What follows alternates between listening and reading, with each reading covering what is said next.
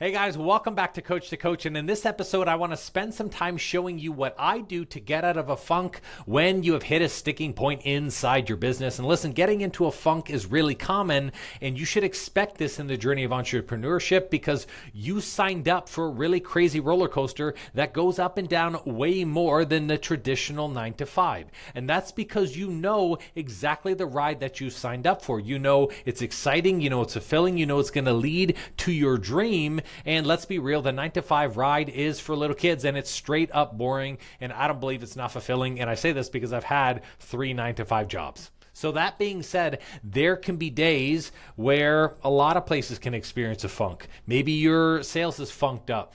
Maybe there's days where you have serious content block, days where you don't feel like stepping into your coaching calls, or even days where you feel like you were doing a lot of back-end stuff, but it's actually not moving the needle on your business. Now, the key to that feeling is to learn to move quickly out of that funked up state into a state where you are back into full alignment with your business. Because it's the fully aligned you that's going to crush every sale. It's the fully aligned you that's going to allow you to make masterful pieces of content, to coach clients from a place of care, and for you to be able to do meaningful work that's actually going to move the needle forward on your coaching business and on your business growth. So we're going to look at 4 areas that I see coaches experience the funk in. The first is sales. The second is content. The third is coaching. And the fourth is your backend. So I want to start with sales. When it comes to sales, the funk often comes from either you failing back-to-back sales or you not getting people on a sale. And especially when you're trying to build a business and you don't have regular clients coming in, or maybe you have a high-ticket program where your price point's like $3,500, $5,500, or even in my case, $8,500, $10K. Sometimes you're not going to get daily sales at the very beginning until you ramp up your marketing and your messaging to a point where people are reaching out daily. So what happens is you are banking on each and every sales call that you're going to get a sign up, that you're going to get someone who says yes. And often that yes comes not just with a cash injection, but it also comes with validation of you as a business owner. You're like, yes, someone is working with me. Yes, someone signed up for me. I am a coach. I am helping people. And so when we don't experience that frequently, we often attach our worth to that. And so we get into this funk. And then what happens, especially when we're in a sales funk, is we start hopping on calls, and call after call, we get more no's, we get more people who are uncertain, and we look down and we're like, is it me? Is it something that I'm doing? So for me, I do not like to get into a funk, and I do not like to experience a funk longer than a day. You're allowed to take a day to reset. You're allowed to take 24 hours to get your shit together, but it is really simple for you to be able to get your shit together, especially when it comes to sales. And here's how I do it.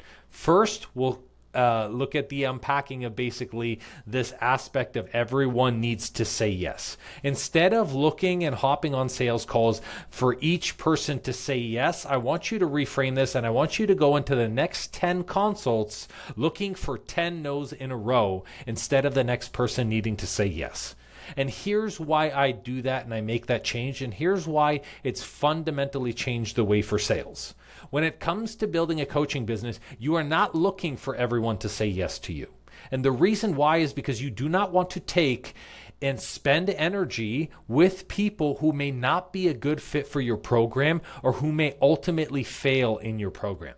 I do not believe in coaching 500 people or 10,000 people and 8,000 of them fail for you to have 2,000 successes just for you to say, hey, look, I coached 10K people. You want every single person in your program to see a result. You want every single person in your program to feel excited about the process. You want them to be fired up. You want them to be action takers. And so you need to be selective with who is coming into your program. So this funk of developing, of saying, I keep getting no's back to back, some of those no's might be poor objection handling, true, but really some of those no's may not actually be people who are ready. They may not be people who are a good fit. And so what helps me with the sales perspective is when I actively look for these no's. I want to hop on 10 sales calls and I am looking for 10 no's in a row.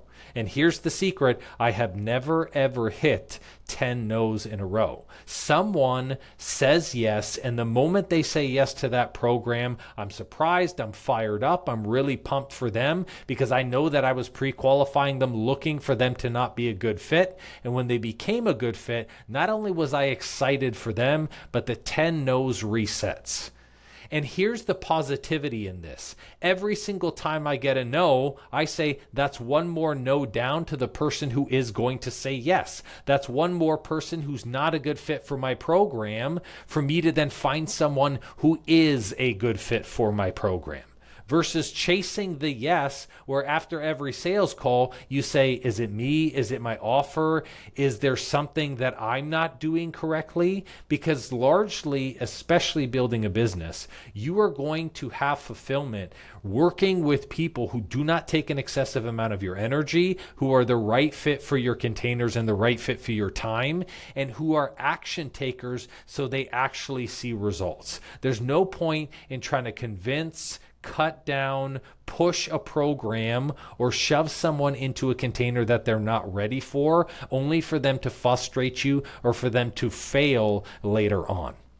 Now, outside of changing those no's into a yes, the other thing comes down to me listening to past consults recordings where people said yes. And I ask myself, what did I do right here? This is very important when you have people and you know these consults. And first of all, if you're not recording your consults, you need to absolutely do that.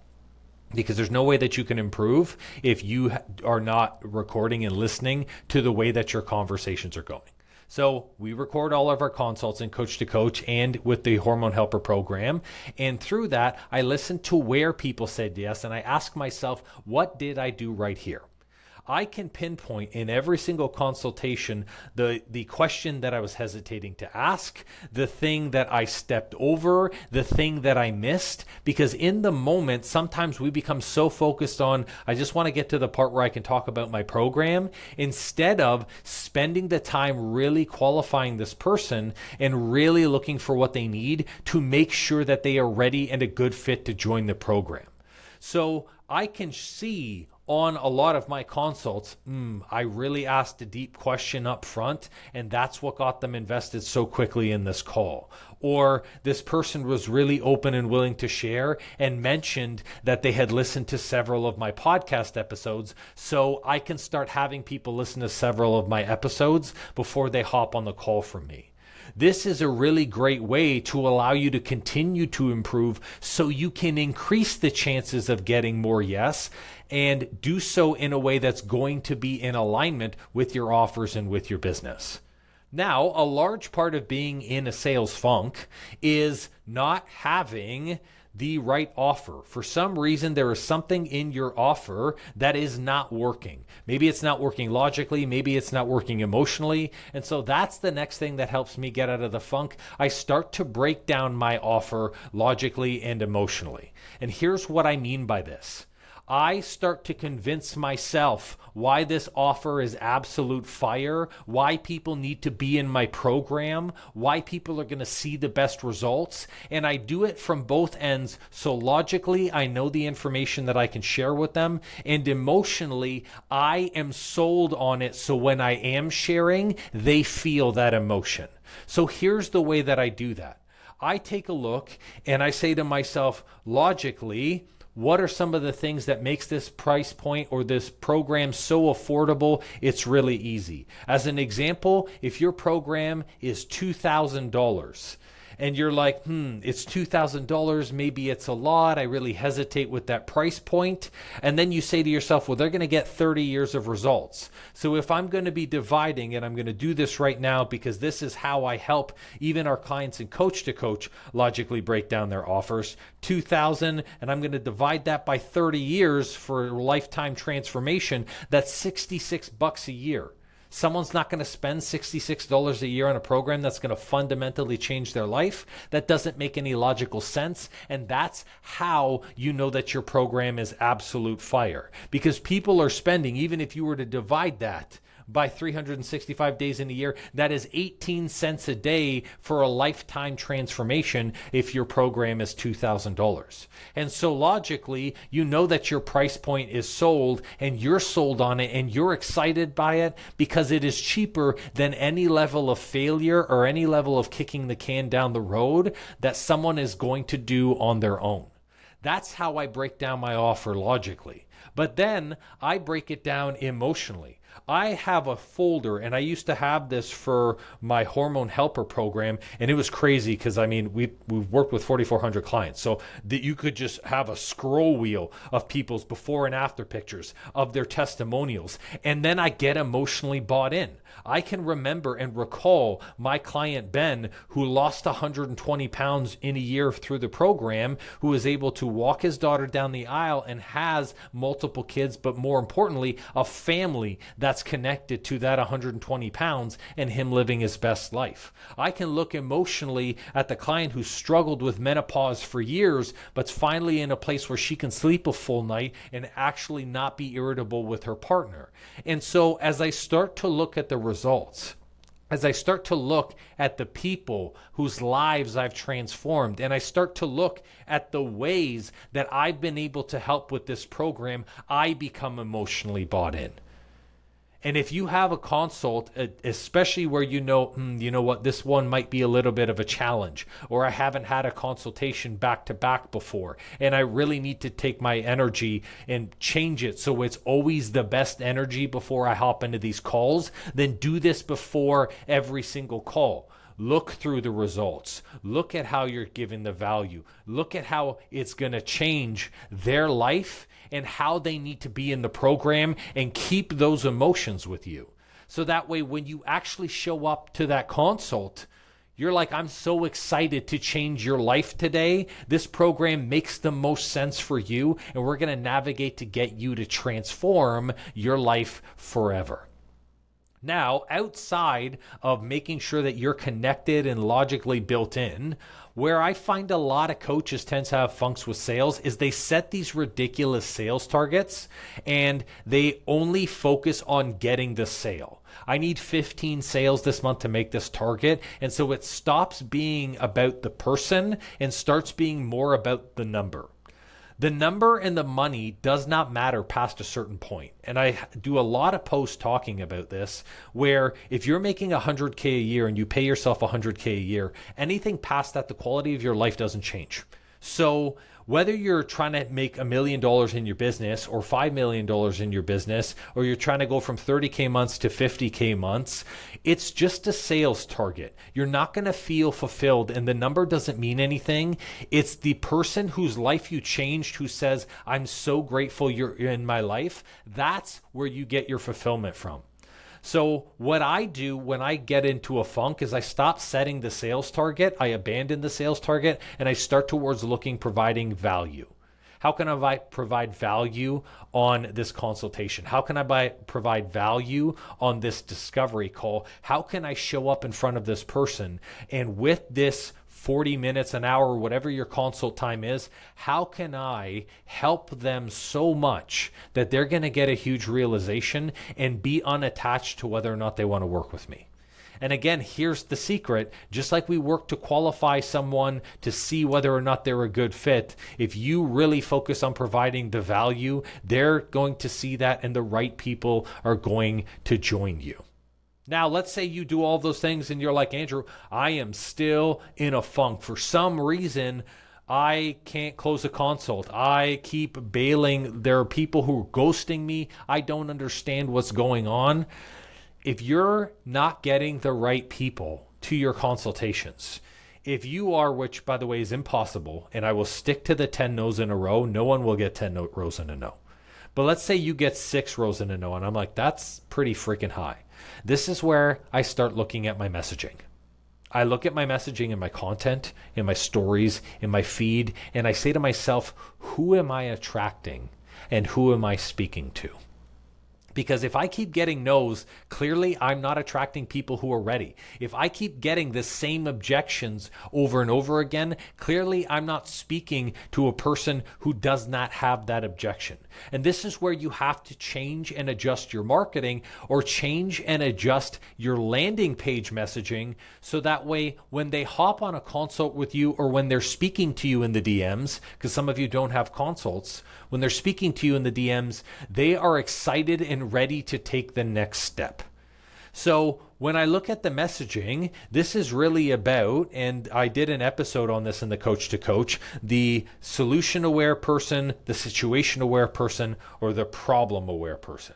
If I'm only speaking to problem aware people, these are the people who like to complain a lot about their problem, but who actually are not in a state or a place to be able to take action on it. Maybe they're not willing to financially invest. Maybe they haven't failed enough on their own yet. Maybe they recognize that it's a problem, but they don't recognize that a coach is a solution, or your service is the solution. So in that case, you're speaking to a person who is too low in the journey when it comes to your messaging.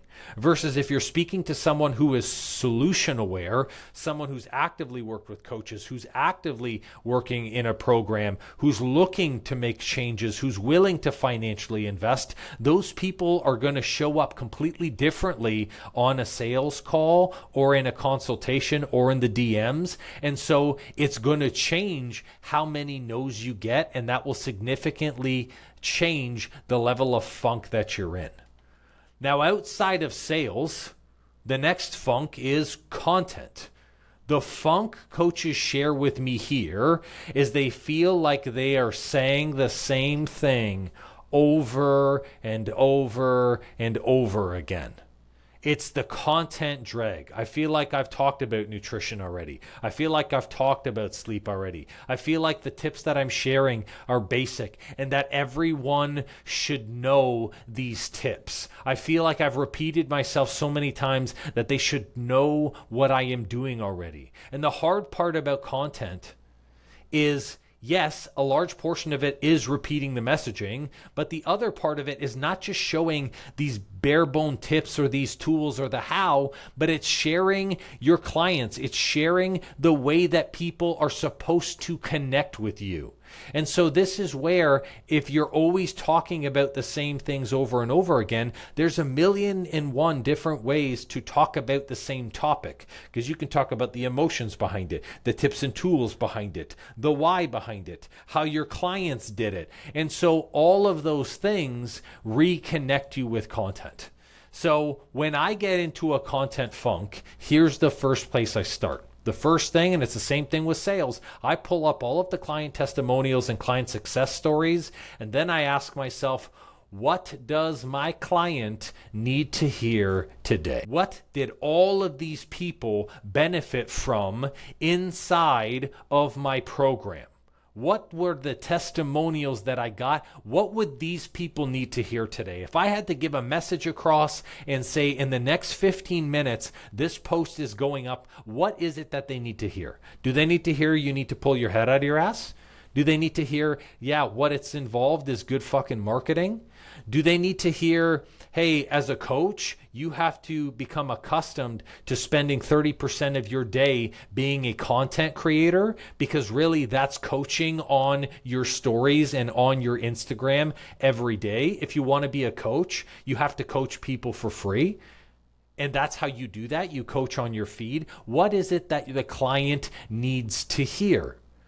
Because if you write down what was my client need to hear today, you're going to come up with 5 to 10 different topics, and you start there. That's the easiest way for you to say, okay, now I have a piece of content, now I have a topic, and now I can put my energy and my emotions behind it because I looked at all of these client testimonials.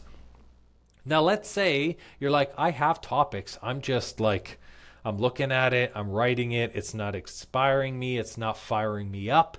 Then this is where I would suggest, to get out of your funk, you got to change your physical state. I change my physical state all the time. I go for midday runs. I'll go for a walk. I'll sit up and I'll do power pose, which is going to be raising my hands up and down very quickly with rapid breathing to give me energy to change my physical state, because it's your energy state that dictates where you are going to be creating content from. If you wake up and you're trying to create content at 4 a.m. and let's say you didn't sleep and you're exhausted, your energy level is exhaustion. It's fatigue. It's tiredness. It's not excitement. And so what'll happen is you're going to have a piece of content that's not exciting, that's very boring, that doesn't have a lot of energy behind it. And I guarantee you, and you can tell this, if you were to scroll up on your feed, if you were to look at the past 5 pieces of content, you can tell the piece of content that had good energy, and you could tell the piece of content that you forced or that you just put it out there. So change your physical state, do your workout, go for a walk, do some yoga, be able to put yourself, maybe eat something, for crying out loud, get your energy in a state where it's going to be high, because that energy is going to translate inside of the content. Now, when it comes to content, a lot of coaches really struggle because as they continue to talk about things over and over again, they're like, I feel like I keep coming up with the same topics. It's really the same. And this is where what I would do is I would look at past content, and I have what I call good content folder. This is the content that I know the energy was good, that I know the messaging was good, that I knew I got high conversion, high connectivity with. And I look at those wording and I simply rewrite the piece of copy. You do not have to reinvent the wheel when it comes to content. If you've talked about it before, that's great. You can talk about it again, rewrite it. Rewrite it in a different light. Rewrite it with different words. Change a few of the verbiage if you know that it's great and you know that it's connective, and put it out there. Your post from last January, you do not have to create different wording every single day, because the post from last January would still be relevant this January. So make sure that you're looking at good content, that you save a good content folder, because you can rewrite and you can take pieces of the good content and expand on it further. Now, here's the final piece when it comes to content. A lot of times the content funk and the content block comes because you're trying to create a piece of content with an agenda. And here's the agenda when building your business. Is this going to convert a client? Is this going to get me a sign up? Is this going to get someone having a call to action? And yes, you need to be intentional with your content. For sure. You need to have a clear call to action. You need to have clear messaging. You need to know the client that you're speaking to. But 90% of the time, you're trying to force and push this agenda so much that you get caught up because you're like, I feel like this is now becoming a sales post. And in truth, either make a sales post or make a piece of value. So if you're feeling this huge block and you're trying to do all of these things, just focus on delivering the value. You know what? If I had to remove the call to action and just say, what did my clients need to hear today? What can I put out there that's going to be so valuable? It's going to have someone engage and say, hey, I really appreciate you posting this up because it is exactly what I needed to hear today. Now, outside of the content, the next one would be your coaching. And yes, it is possible for you to get funks in your coaching. Sometimes you could have 6 coaching calls back to back and say, I don't have any energy left. I'm really tired. I feel drained and I'm dreading the next call, or I have to take a nap before my group coaching call. And this is a large indicator that you are in a coaching funk. Especially if you're someone who used to show up really early and plan and be fired up, and now you feel like you're going through the motions with your coaching. This is where I want you to do these things. First, I want you to start keeping track of the level of conversations that you're having, and then adjust your message. I do this all the time. If I'm hopping into coaching calls and I feel like we're talking about really surface level stuff, then one of the first things that I do, and again, this is the beauty of recording your calls, which you should, I review these calls and I look at them and I say, you know what? That was really surface level here. I could have gotten the person to go deeper. I could have gotten the person to realize something sooner. I could have led with this in a way that would have had the energy very, very high, and then I adjust my message for the next call. I make those adjustments and I set those intentions. Because even as coaches, we are very guilty of it becomes a rinse repeat. If you have a program for weight loss, everyone's talking about losing weight, and you're like, this is boring to me. Cool. Then you need to start having different level conversations. Or maybe you're hopping on different one-on-one calls and everyone is asking the same questions. This is where you then need to adjust your message or adjust the modules in your program so that way you can start to have deeper ones. Now, outside of that, the next thing that I have and that I've experienced with the funk in my coaching programs is like, a lot of the times my energy was being drained significantly. So the first thing that I do is I start looking to my coaching containers to see where my energy is going. Because maybe I'm doing too much one-to-one. Maybe I don't have enough people in group and I'm not feeling a really high energy because I feel like the group is small. So this is where we can start to focus on adjusting our containers. When I talk to the people in Coach to Coach, there are some coaches who have one-on-one coaching businesses. There are some coaches who do group only. There are some coaches who do a combination of both, but they do it based on how their energy feels.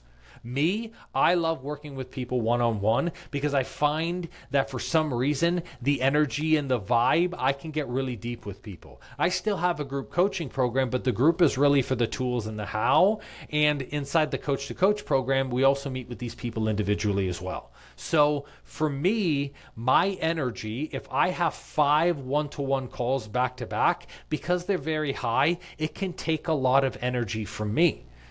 So this is where I said to myself, if I did it in a group and we were talking about the same things, it wouldn't be so much of an energy pull and I'd actually be able to get more done with my day. So I would encourage you to look at your coaching containers and say to yourself, where is my energy going? And maybe you need to adjust it or you need to change the way that your programs and your containers operate. For example, maybe you have a check-in call every single week with your client. Me personally, I think that's excessive. Sometimes people need more than a week to make an adjustment. And so they're like, well, nothing's really changed on this call. So maybe you need to go to only one check-in a month or maybe a check-in every other week, which can save your energy and make you feel a lot better. Now, when it comes to coaching, especially with coaching, and you're coaching the same programs over and over again, you can feel like you're talking about the same things. So this is where, for me, when I get into a coaching funk and my containers are good, I start to say to myself, well, what's the new challenge that I can take on? For example, I took on my very first 3-day retreat that I did in September, my Meant to Grow retreat, where I took high-level business owners and executives and I brought these men in to help them up level to a new level. I've never done that before prior to that year. So it was exciting. It made me grow. It gave me a new challenge. So you can take on a new challenge in terms of coaching. You can take on a new training, maybe build out a new program that you've wanted to touch on or some type of a training that you want to give as a bonus for your clients, to help you bring the excitement back, because coaching should be exciting, your business should be fulfilling, and you should be delivering your service and your programs coming from a state of an all-time high, because that's what's going to give your clients conviction. Now, we're going to get to the final funk, and the final funk is number 4, is doing back-end work. Look, people have many names for this. Okay, they could call it systems. They call it like your team strategy. Whatever it is, it's back-end work. It's the way you run your business day to day. And this can be a slog, especially for coaches who love the coaching aspect, but don't love doing the things like your bookkeeping, your taxes, your accounting, hopping on team meetings, working back and forth with VAs, setting up photo shoots, all of those things. You're like, I wish I had someone to help me do this. Or maybe you're at a state where you can't have everyone to do those things. And so you have to be in it. And that can put you in a funk. I'll share personally, I am a coach's coach. I love doing the coaching part. It's why I have teammates help me do the other things inside my business, because I don't want to be doing those things. I don't want to be looking at spreadsheets. I don't want to be doing the bookkeeping. I don't want to be booking photo shoots. How can we be able to do the way we run our business day to day and do it from a place while minimizing our back end work? So to get me out of a funk, if I find, the way I run my business day to day is just draining me, first thing that I do is I do a time audit. I look at how much time I am spending, and it's in a couple of areas, okay? The first is speaking with people in one-to-one convos. That's number one, because speaking and taking direct time, that is a direct time exchange. That's a direct energy exchange that can put you into a funk really quick. So I look at how much time I'm speaking with people. And then after that, I look at tasks that do not fill my cup. For me, fine example is emails. I hate emails. I hope one day they get rid of emails and we just get back to pick up a quick phone call or send a Slack message, because I believe that sometimes emails, you could get caught 2 to 3 hours in emails and not actually get anything done. They don't fill my cup. And so for me, after those one-on-one convos and I look at how much time I spent there, I start looking for the tasks that I don't like, the ones that drain me, the ones that do take up an excessive amount of time. And then I do the following. I give out more trust. Especially as a business owner, you will never scale your business if you do not give trust to other people. And the trust is having other people do more. And if you're saying to yourself, you know what, I am hesitating on this, you will never be able to scale your business past 20K months if you do not have teammates to help you. It just won't work. There's too much to do, and you can't be working inside of your business. You have to be working on your business to make it grow. So I give out more trust, and I give trust freely. I have my bookkeepers do more. I have my VAs do more. I have assistant coaches do more. And I say to them, okay, what are the things, when I look at that list, that's a huge time suck. Example, emails. I'm like, holy shit, I'm spending 3 hours a week doing just solely emails over and over again. Okay, cool. How can I have someone screen my emails before they get to me? VA, here's what I want you to do.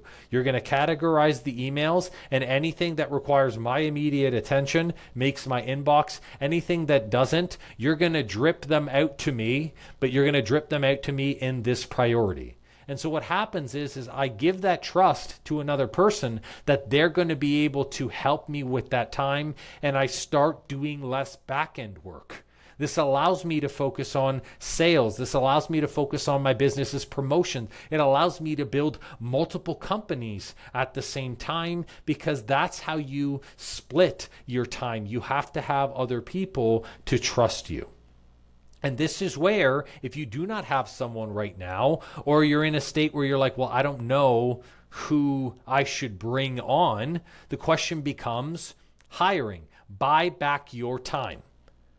I love buying back my time. As an example, you guys see that I'm showing up daily on social media, and that's because I have a teammate that helps me create and edit the content. I do and film all of these great videos like this, and then I trust my team member to be able to break it into reels, search for the things that trend really well, add some captions to it, make it prettier, whatever, Insta-worthy, and put it on all of the places. And that money that invests there saves me about 20 hours a week of cutting, clipping, editing. And so it's worth it for me because I can use those 20 hours working to create more content, working to create more stories.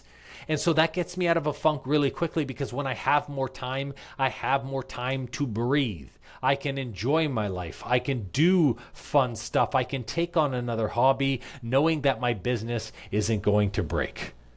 And for the final piece of this back-end funk, usually back-end funks come from you trying to do really, really big tasks in one shot when there's 1,500 steps. So I have a spreadsheet that I use that I break things down into chunks instead of taking on significantly larger tasks in one day.